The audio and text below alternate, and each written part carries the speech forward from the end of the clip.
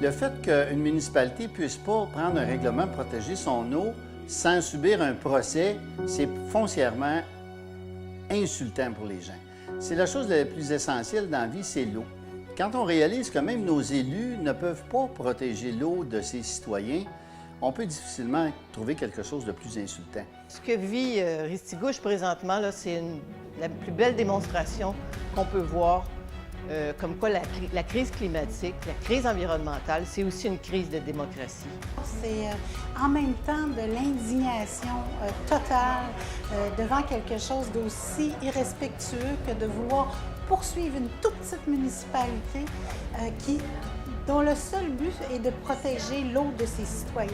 À un moment donné, je pense qu'il faut que le gros bon sens se fasse entendre. Puis des injustices comme ça, c'est inacceptable, c'est hallucinant que ça puisse se passer comme ça. Fait que je pense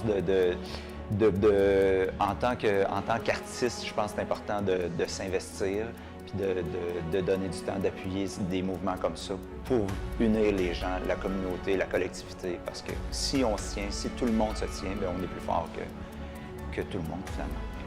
Parce que c'est pas facile. C'est pas facile d'être impliqué. Mais je pense que c'est une nécessité. Je fais l'invitation à tout citoyen de tout acabit, de partout, de tout métier. On a toute la même responsabilité, on fait tous partie on est tous résidents de la Terre. C'est vraiment un scandale. Je veux dire, il faut que les citoyens prennent conscience qu'on est rendu à un extrême. Il faut se mobiliser, il faut empêcher ces choses-là de se reproduire. Il faut protéger notre environnement. On est rendu à un point de non-retour pour ce qui est du climat, de l'environnement. Il faut protéger la terre. Il faut arrêter les hydrocarbures. Il faut le dire au gouvernement. Il faut dire aux compagnies, allez-vous-en.